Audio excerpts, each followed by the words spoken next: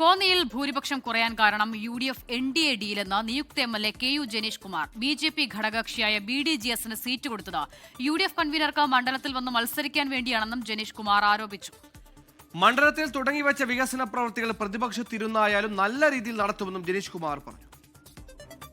LDF സ്ഥാനാർത്ഥിയായി വിജയിച്ച KU Janeesh Kumar 24 ചേരുകയാണ്.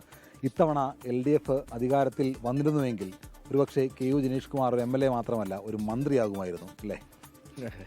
അത് ഈ പാർട്ടിയെക്കുറിച്ച് നല്ല ധാരണയില്ലാത്തത് കൊണ്ട് ചോദിക്കുന്നൊരു ചോദ്യവും പറയുന്ന സാങ്കല്പികമായിട്ടുള്ള കാര്യങ്ങളുമാണ്. ഇടതുപക്ഷ ജനാധിപത്യ മുന്നണി ഈ തെരഞ്ഞെടുപ്പിൽ ഒരു പരാജയം നേരിട്ടിട്ടുണ്ട്. ആ പരാജയം പാർട്ടി പരിശോധിക്കും. പാർട്ടി പരിശോധിക്കുമ്പോൾ ഞങ്ങൾ തിരുത്തേണ്ടത് എന്തെങ്കിലും ഉണ്ടെങ്കിൽ തിരുത്തേണ്ടതുണ്ടല്ലോ. അതുകൊണ്ടാണല്ലോ ജനങ്ങളിങ്ങനെ ചിന്തിച്ചിട്ടുള്ളത്. അത് എങ്ങനെയാണോ തിരുത്തേണ്ടത് അത് തിരുത്തി ജനങ്ങൾക്കൊപ്പം നിന്ന് മുമ്പോട്ട് പോകും. കനത്ത തിരിച്ചടി LDF നേരിടുന്നു. അതിനകത്ത് വലിയ തരത്തിലുള്ള വിമർശനം നേരിടുന്ന അണികൾ നേതൃത്വത്തെ തിരുത്തി എന്നുള്ളതാണ്. അങ്ങനെ വിശ്വസിക്കുന്നുണ്ടോ? അല്ല, സ്വാഭാവികമായും CPMൻ്റെ കേന്ദ്രങ്ങളിലും വോട്ട് കുറഞ്ഞിട്ടുണ്ട്. അതെല്ലായിടത്തും ഉണ്ടായിട്ടുണ്ട്. അപ്പോൾ തുടർച്ചയായി 10 വർഷം ഭരണത്തിൽ ഇരുന്നു. ഇനിയൊന്ന് മാറട്ടെ എന്ന ചിന്തയാവാം, അതല്ലെങ്കിൽ മറ്റെന്തെങ്കിലുമൊക്കെ ആവാം. 25,000-ലധികം ഭൂരിപക്ഷം KU ജനീഷ് കുമാർ നേടുമെന്ന് പാർട്ടി പോലും ആദ്യഘട്ടത്തിൽ വിചാരിച്ചിരുന്നതാണ്. പക്ഷേ അവിടെ 2000-ൽ താഴെ ഭൂരിപക്ഷം. എന്താണ് സംഭവിച്ചതെന്നാണ് ജനീഷ് കുമാർ കരുതുന്നത്?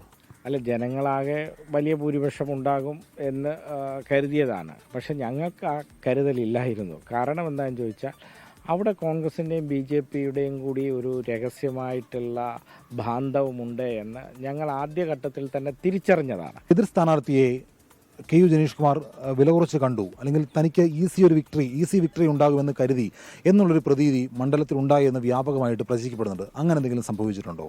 അല്ല, അദ്ദേഹം DCC പ്രസിഡൻ്റായിട്ട് അദ്ദേഹം ഈ പറയുന്നത് പോലെ കോന്നിയിൽ കുറേ കാലമായി കേന്ദ്രീകരിച്ച് നിന്ന് പ്രവർത്തിക്കുന്ന വ്യക്തിയാണ്.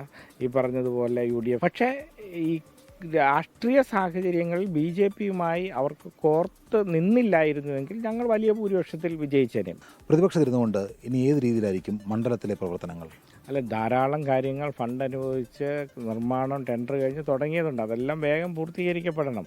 അതോടൊപ്പം തന്നെ ഒരു ടൂറിസം ഡെസ്റ്റിനേഷനാക്കി മാറ്റുന്നതിന് വേണ്ടിയിട്ടുള്ള പ്ലാനെല്ലാമായി അതിൻ്റെ കുറേ എല്ലാം നേടിയിട്ടുണ്ട്. അതെല്ലാം എടുത്ത് ഇനി ഏത് നിലയിലുണ്ടായാലും പ്രതിപക്ഷം ആണെങ്കിൽ പോലും മണ്ഡലത്തിൻ്റെ ഡെവലപ്മെൻറ്റ് നന്നായി തന്നെ മുമ്പോട്ട് കൊണ്ടുപോകും. സഞ്ജയ് ഇക്ബാലിനൊപ്പം ഷിജോ കുര്യൻ, 24.